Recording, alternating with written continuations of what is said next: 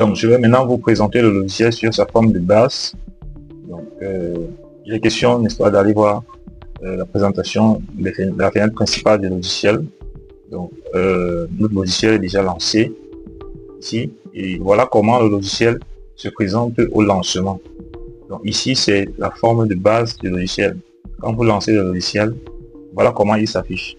Comme vous pouvez le constater, on n'a encore ouvert aucun fichier. Donc, aucun fichier d'entreprise n'a encore été créé ou encore lancé. Donc voilà, à partir de cette interface que l'on crée des fichiers comptables d'une entreprise. Donc nous allons ici sur cette interface, nous pouvons voir déjà ici cette interface qui est constituée de ces trois onglets, de ces trois menus. Nous avons l'accueil. Ici nous sommes sur le menu accueil qui présente plusieurs modules, notamment démarrer, gagner en efficacité, actualité.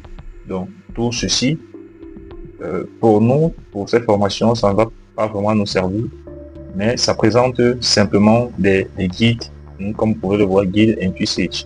Donc dans le cadre de notre formation, nous allons dire qu'on veut apprendre, on veut connaître. Donc nous allons cliquer sur ça simplement et voir comment est-ce que cela réagit. Dès que vous pouvez le voir, ça ouvre une page web. Voilà, et qui ne mène nulle part.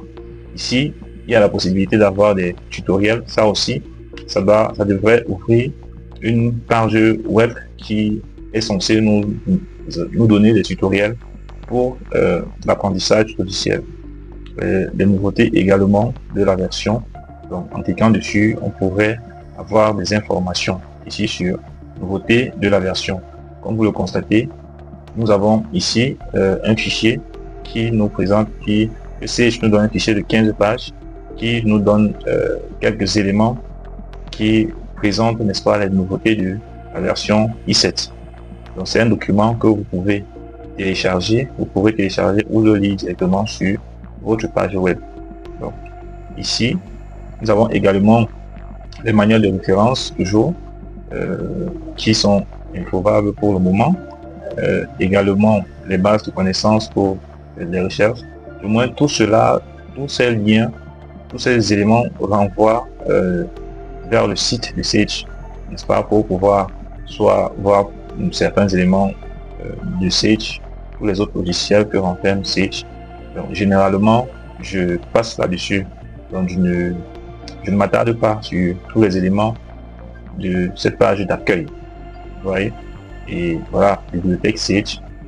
Est-ce qu'il est possible d'avoir? Non. Voilà. Mais je rappelle que du moment où vous avez un compte Sage, vous pourrez, n'est-ce pas, avoir accès à toutes ces informations, tous ces éléments. Voilà. Et aussi, tout va dépendre du compte que vous avez. Voilà.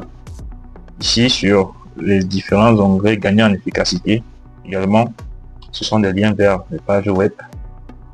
Donc, ici, actualité Sage, en principe, le logiciel le présente très souvent. Je pense que quand l'on sera dans une société, nous allons voir ici l'actualité de Sage, toute l'actualité de Sage. Nous allons voir cela s'afficher ici, sur cet espace-ci, l'actualité de ces différentes modifications qui sont effectuées sur les différents logiciels de Sage. Voilà. Donc voici pour l'interface d'accueil.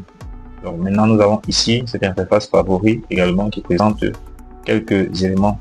Ici simplement c'est des fonctionnalités, comme vous pouvez le constater. Tout ça ici c'est grisé. C'est grisé parce que on n'a pas ouvert le fichier d'une entreprise. Donc ici on va considérer que c'est un peu comme des raccourcis sur des fonctionnalités ou encore des favoris comme son nom l'indique, c'est-à-dire des fonctionnalités que nous avons l'habitude d'utiliser. Ça peut être des journaux de saisie ou encore effectuer des recherches d'écriture, ou bien tout autre élément, que ce soit le plan de TS et tout ce que vous pouvez voir ici. Donc au moment où nous allons créer le fichier d'une entreprise, le fichier comptable d'une entreprise, et nous allons, n'est-ce pas, effectuer certaines opérations, vous allez constater que ces éléments ne seront plus grisés, mais ils seront, n'est-ce pas, accessibles. Voilà. Donc ici nous avons également ce menu Sage Connect qui présente pas mal d'éléments. Donc on a ici, on devrait avoir du moins des vidéos sur Sage et des services. On a aussi des services à distance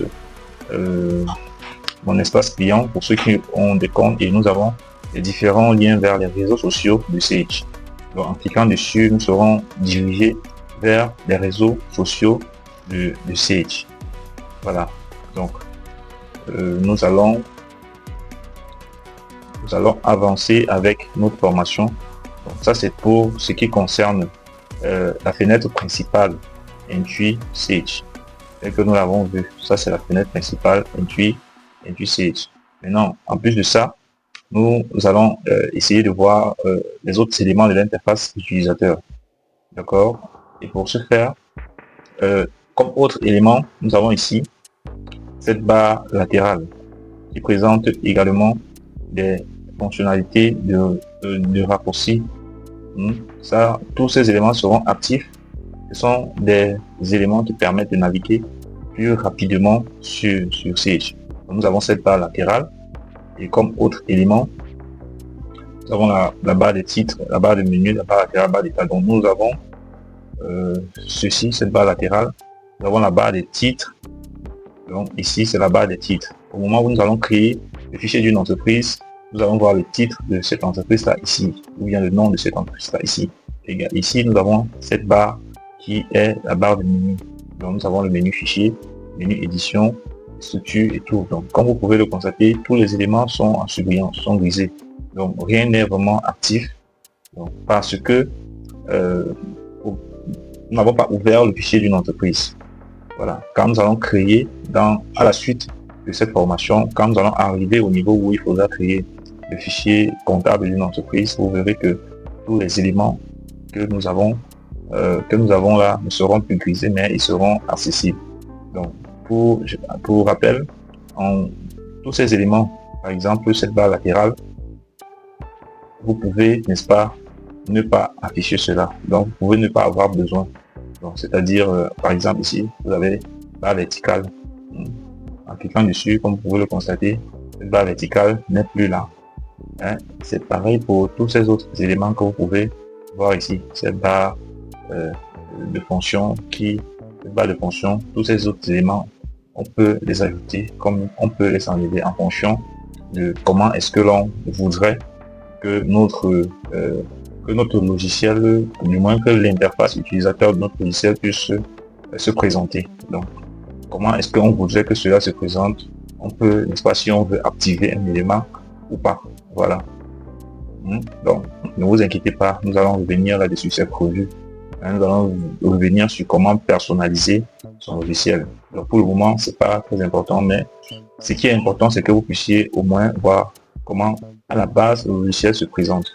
Donc, à partir de là, à partir de cette présentation, à partir de cette interface, que l'on crée le fichier comptable d'une entreprise. Donc, c'est ce que nous allons voir. Ce que nous allons voir dans une vidéo, je pense au chapitre 2, création d'un fichier comptable. Voilà. Donc, nous allons continuer donc à la prochaine vidéo. Nous allons voir de quoi est-ce que est composée, n'est-ce pas, une fenêtre. Donc, je pense que pour cela, nous allons faire une vidéo parce qu'il y a plusieurs éléments qu'il faut expliquer plus en détail. Donc, on va se retrouver à la prochaine vidéo. Ciao.